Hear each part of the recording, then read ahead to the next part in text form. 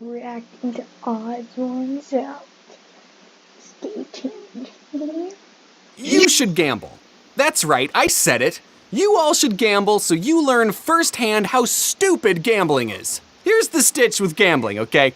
Gambling is only fun if you don't understand math. Humans have been gambling since the dawn of whenever money was invented. I mean, just take one look at the Las Vegas Strip and you will immediately understand how lucrative the gambling industry is. They built the Statue of Liberty, the Eiffel Tower, and Caesar's Palace all on the same street. Gambling is everywhere in Las Vegas. As soon as you step off the plane, you're bombarded with slot machines in the airport. Are you kidding me?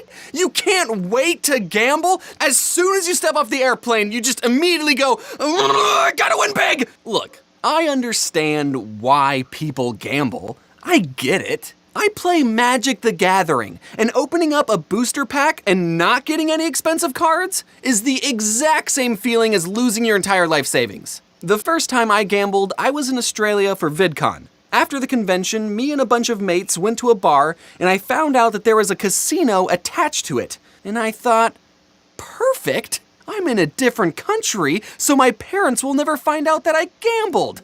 Plus, I'm of legal age and independent. Let's get our gambling freak on! I was only comfortable asking my friend Moz to borrow some cash because I feel like if a friend asks, hey, can I borrow some money to gamble with? You're never gonna see that money or that friend ever again. All Moz had was a $5, which is Australian for $5. So I only got one chip to gamble with, and I decided to spend that one chip on roulette, because that's the only game I knew how to play. I know how to play blackjack, but I know there's a mathematical algorithm for the best, most perfect way to play, so I don't know how to play blackjack, you know? And poker is too intimidating. I can't deal with people hyperanalyzing my facial expressions to see if I'm bluffing. I already know I'm a bad liar. And the last time I actually played poker was with Luigi on my DS. Here's some honest strategy for the game roulette, okay? Sometimes a roulette table will have a TV screen that gives you stats for hot numbers at the table. Like it'll say, Red 23's been poppin', it's been hit 14 times today. Ignore those statistics. Every square at a roulette table has an equal chance of hitting regardless of whatever the previous numbers were.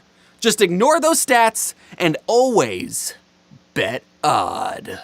So, with just one chip to my name, I was able to turn that single chip into 200 Australian dollary dues. Oh yeah! Oh, I'm feeling it! Oh, the gambler's high! I'm not sure about your investments, but a 4,000% profit is very good. I could have kept going, but I really wanted to rub my winnings into Maz's face. I cashed out my chips, went back to the bar, and then slammed the 2 hundos on the table and said something cocky like, how about them cheeky buggers, mate? And Maz was like, did you just win those 200 wibbly wobbly dollary dues? Yeah, and it's all mine. And Maz went, hey, you still owe me 200 Australian dollars for that other thing I did for you. Oh. Yeah, I guess I do owe you that. Then he scooped up my 2 Australian hundos that I was just rubbing in his face. It's an anomaly that my very first casino experience was so positive. It was like the devil himself was tempting me to continue gambling. See?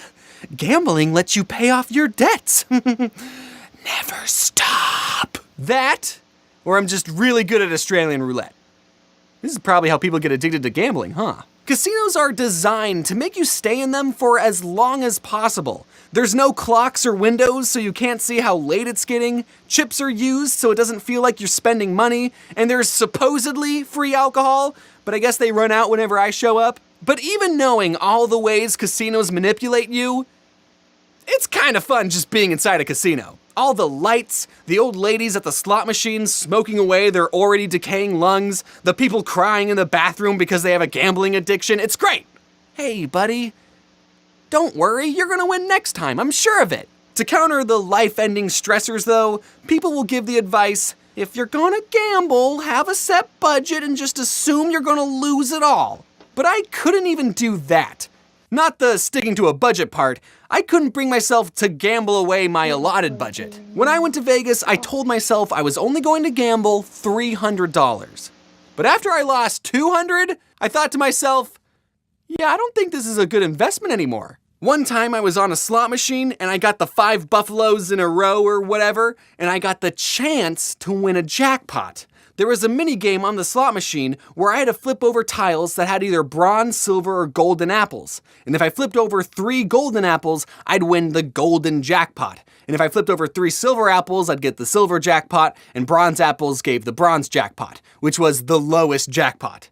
The gold jackpot was $5,000. So I flip over the first tile, and it's a golden apple. And I think, whoa. Then I flip over another tile, and it's another golden apple. And that's when I got the feeling. Oh my God, I might actually win $5,000. Then I flip over 3 bronze apples in a row, winning the lowest jackpot. I don't even remember how much it was because I spent it all on the very same slot machine. And I immediately knew what happened. The game was dangling that golden jackpot right in front of my face, making me think I was 1 golden apple away from making it big, even making me pick which tile to flip over so it would make me feel more in control. When the whole time the computer could just change what was on the tile that I flip over because it's a computer. It can cheat. It's Schrodinger's jackpot. And before you think I just got really bad luck, that very day I was walking through the casino and I saw a guy playing on the same slot machine and he got to the same jackpot minigame. And I stopped to watch him and the exact same thing happened. He flipped over 2 golden apples and then 3 bronze ones. I don't know what the statistics are of that happening twice, but it's mighty coincidental. Why are we still gambling if the majority of people who gamble lose all their money? Because it's fun. It's a stupid way to spend your money, absolutely, but the rush, man! In Australia, there were multiple times where I could have lost all my money, and statistically I should have, but whenever an odd number was hit, I couldn't help but throw my hands in the air and celebrate. I was hugging the dealer over winning $20. However, no matter how many times you win the jackpot, if you spend enough time in a casino, you will always lose. Ever hear the phrase, the house always wins? That's because they have the mathematical advantage and computers who cheat. Gambling is not an investment. It's not a way to pay off your debts. It is entertainment. If done responsibly and in a social setting, gambling is absolutely fine to indulge in. And if you get upset that you lost all your money, what did you think was going to happen? You heard him, guys. Don't gamble. Bye.